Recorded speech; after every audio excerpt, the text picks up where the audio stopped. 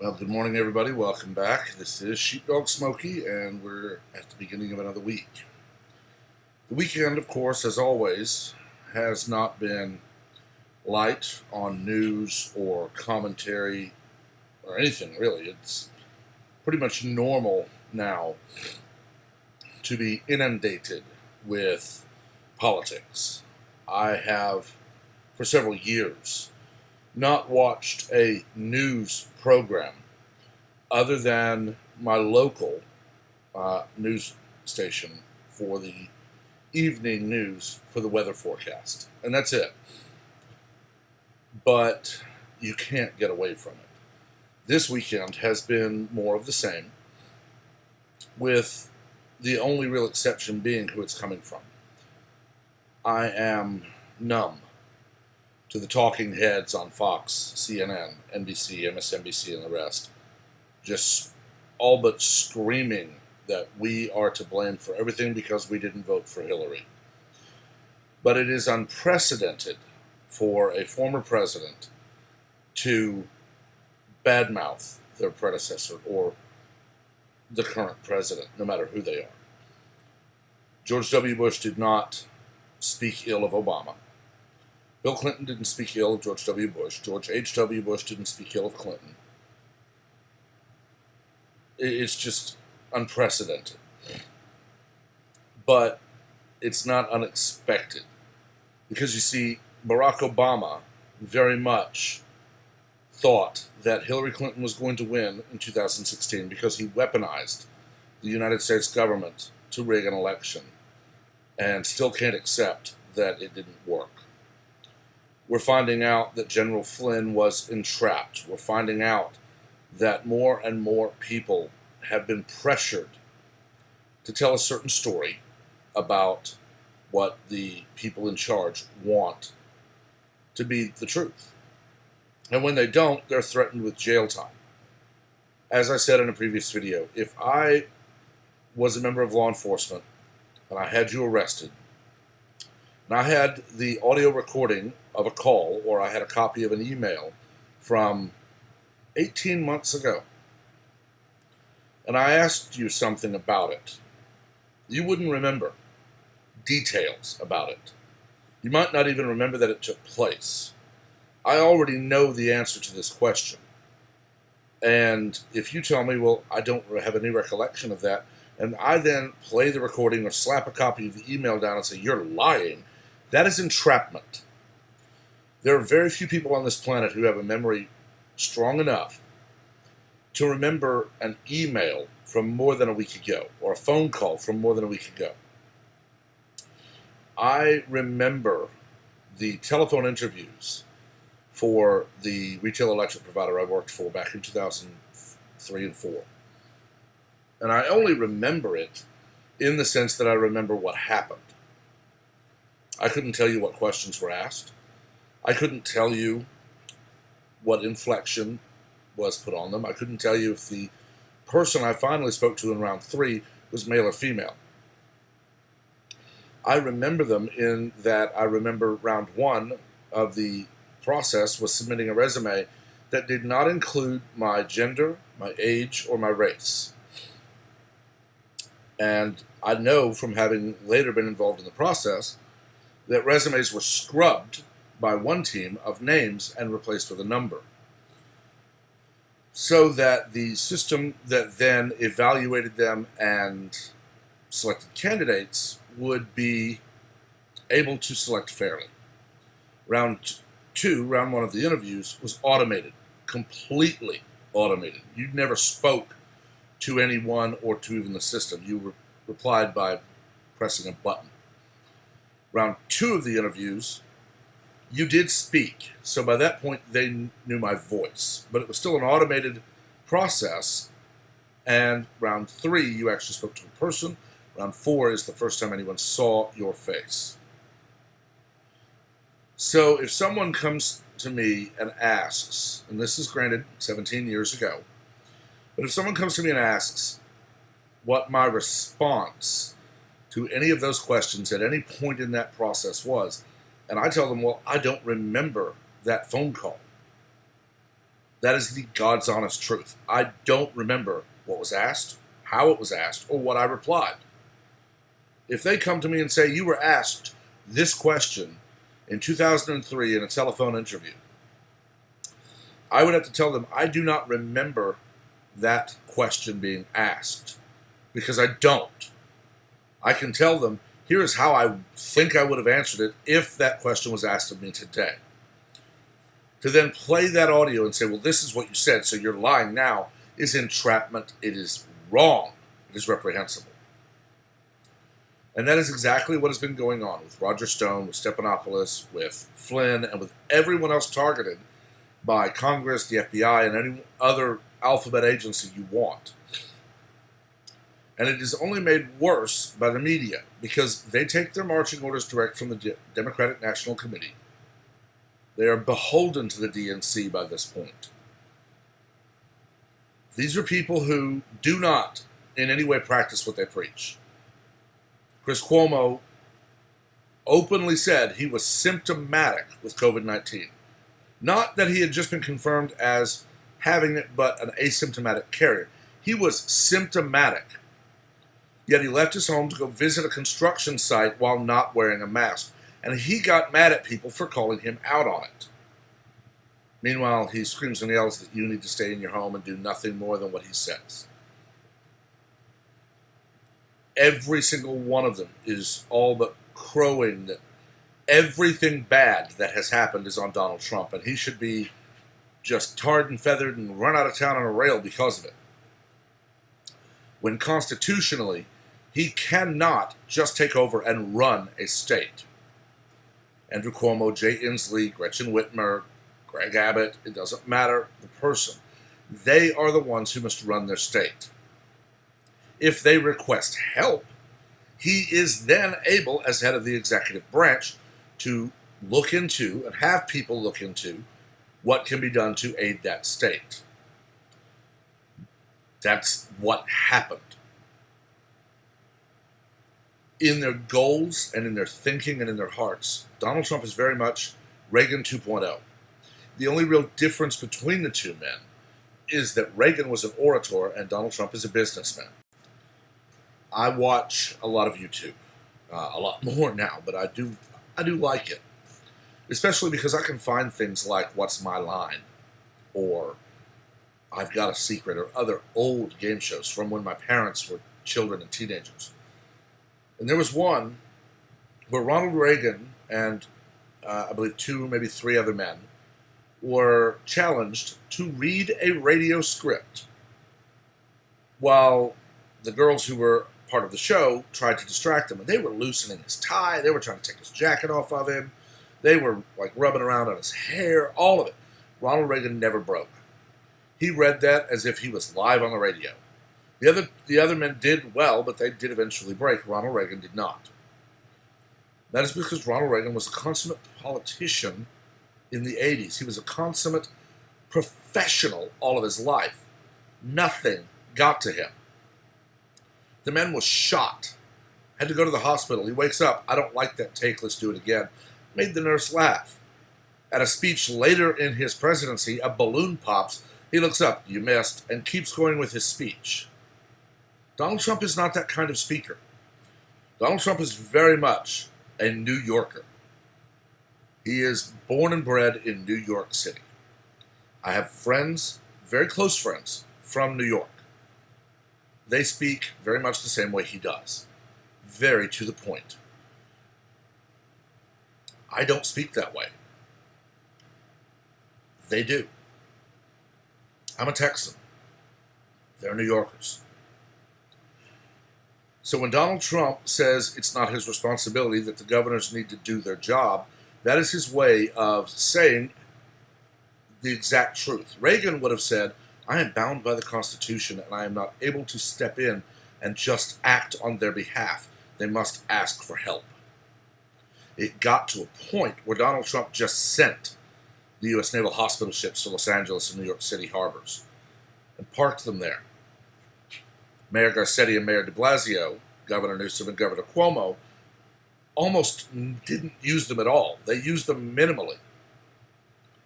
which proves they did not need that help. We've had reports for over a month that hospitals are crying out to be allowed to resume normal operations, that being joint replacements and seeing patients and so on and so forth, because they are having to furlough and lay off and fire people because there's nothing for them to do and they're not able to afford it. They're in such dire straits financially that, of course, they're going to think differently. That's why when the government says, well, for every case of COVID-19, you get a government grant of $13,000. For everyone on a respirator, we will reimburse you $39,000. Someone comes in with, I don't know, rhinovirus, influenza. Someone like me, a 20-plus year smoker, who is possibly a carrier for tuberculosis. I don't have any chest pains. I do not have shortness of breath. I do not have a fever. I do not have fatigue. But I do cough a lot. That's why you see breaks in these videos. It's not a seamless thing. I have to stop if I get going on a coughing fit or if I start sneezing because of allergies. And then I start the video back up and I stitch them together. If I went to the hospital, say, for a bad flu, and I told the doctors, I am not COVID, I am a smoker with the flu, what's to stop them from saying, no, you're wrong, we're going to put you on a ventilator? And that would kill me. It would. If someone put on a ventilator when they don't need to be is very likely to die. But they're being pressured. And they're being pressured overtly and covertly.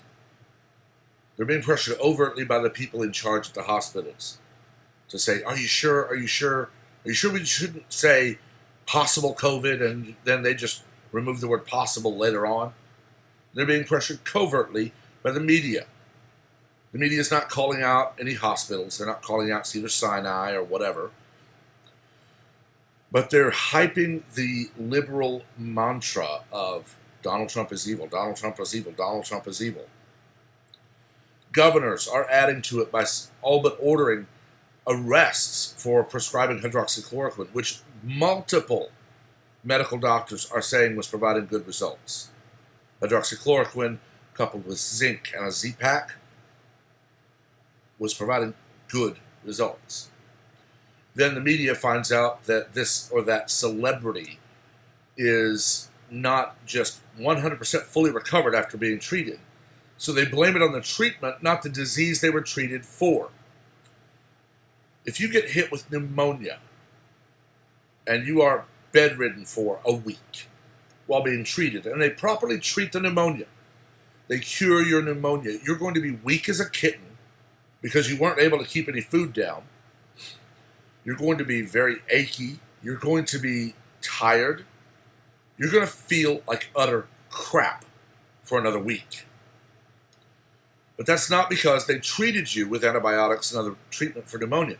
That's because you had pneumonia for a week and you were just attacked by this disease. It's that simple. And I don't understand why more people don't call out the BS. During high school, I forget if it was junior or senior year, but it was over the Christmas holidays. And I had been sick for about a week. It was a flu bug, I'm sure. I mean, the doctors didn't put me on any kind of radical treatments or anything. But it was pretty bad. I was out for several days. And it was over Christmas break, so I hadn't missed any school. And I wanted to get back. Actually, I think I may have missed one day or something. But I wanted to get back and not miss school. And that was rare for me, but I had been out so long, school was normal. School was what I wanted to go back to because I could see my friends. And I got up. I didn't feel bad at all. I was a little achy, a little tired, but I'd been sick. I expected that. I've had it happen before. And you just slow down. You don't walk as fast. And you don't try to carry as heavy a backpack. And I thought I'd be fine. I made the mistake of taking a just blisteringly hot shower. My mother and I are the only two in our family who do this, but very much. The water temperature, if I take a soak, if she takes one or a shower, I refer to it as just shy of boil a lobster. I like hot. I was a firefighter and I didn't care. I mean, yeah, I got hot as all get out sometimes, and I would complain in there, but a blistering shower is nothing for me. But I lost consciousness. My parents both freaked, which, I mean, if you have a child and they lose consciousness in the shower, you're going to. I came to fairly quickly. They had already called 911. There was an ambulance on the way. I was able to at least put on some pants. They took me to the hospital, and they confirmed, no, the hot water just sapped your strength. And I was out for another day or two, I think. That's not because of what they treated me with prior. That's because, due to being sick, I had not eaten as I normally would. I had not gotten the carbs and the salts and the sugars and the fats and the proteins that your body needs. So I think in a week I lost something like 10 pounds. I mean, you want to lose weight, if get the flu. You'll lose, but you'll gain it back because you'll be starved at the end. But I still couldn't eat, so I was weak, and the hot water just sapped my strength. I didn't blame the drugs they had used to restore me to health. I blamed myself for stupidly taking a scalding shower. And I thank God my parents were right there, because I could have probably done some damage laying there and trying to get up because I was so weak. And the hospital had me on my feet, I believe, the next day. But that is the way it works. When you get sick and you have to be treated for an illness, if it's not a 1 or 2 day thing, your body loses strength. Your muscles will cramp. You'll get headaches. You might be nauseous. Vertigo, double vision, all of these things happen because you've been sick. But that doesn't fit the mantra that Hollywood and the mainstream media and the DNC want to push. That mantra being, it's all because of Donald Trump.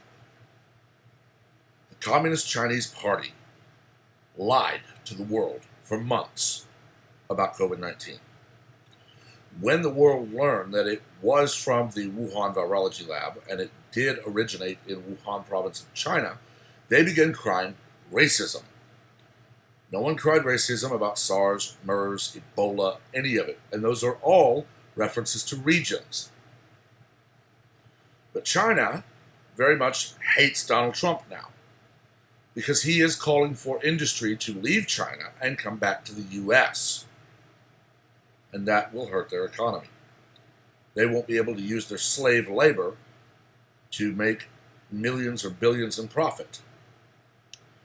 So they fell right in line with the DNC, MSM, and liberal Hollywood.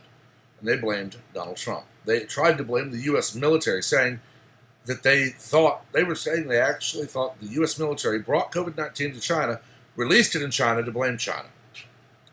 We know that's not true.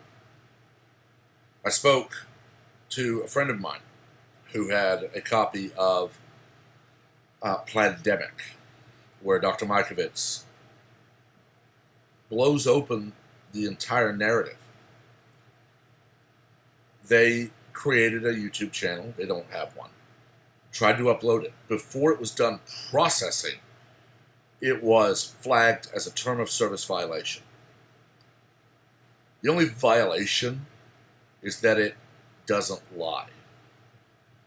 YouTube, Facebook, Twitter, all of them have been ordered to censor every little bit of information they can that proves it is not Donald Trump's fault.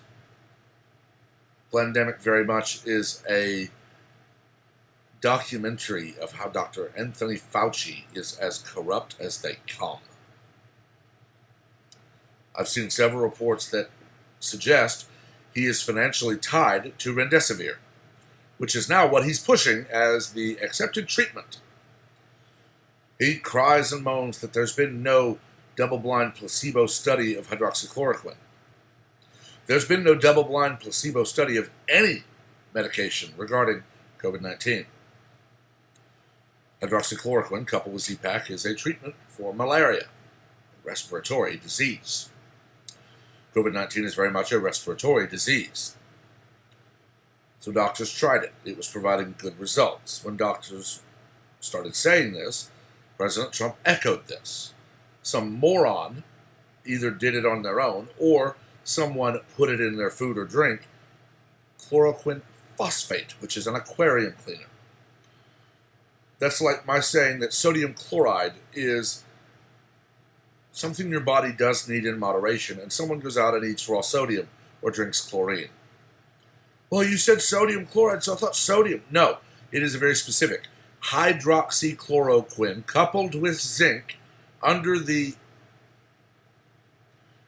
direct care of a physician is not the same as going to a pet store and buying chloroquine phosphate, which is a massively different thing. Doctors were saying that finding ways of getting ultraviolet light into the body does have a disinfectant effect. Disinfectant effect means to remove infectants, to disinfect the body. Donald Trump is not a doctor. He is not a medical researcher. He is not a scientist. He is a businessman. So when he spoke about this, the liberal media went nuts. He never said inject anything. He never said to do anything. He said, in the way he understood it, doctors were talking about finding a way to inject UV light to disinfect the body. That's not what the doctors said in so many words. It's not how they phrased it, but it is, in a large sense, what they said was being researched. When the liberal media started hyping on it, saying Donald Trump said to inject Clorox, and some moron did it, that's not Trump's fault. That is the media's fault for spreading a lie. But the media doesn't care because they know the DNC will protect them.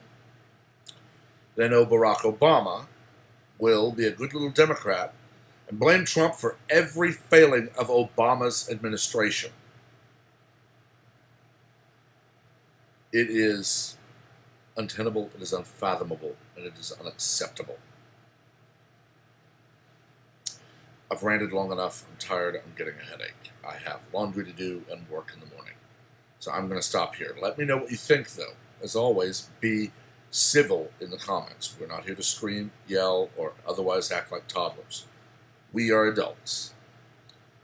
If you are treated that way by someone, don't be vulgar. Don't stoop to their level. Be very direct, yes. But remain an adult. Take the high road.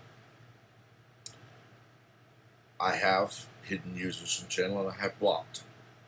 And if I see someone who is abusing commenters or just spreading lies, I will do it again.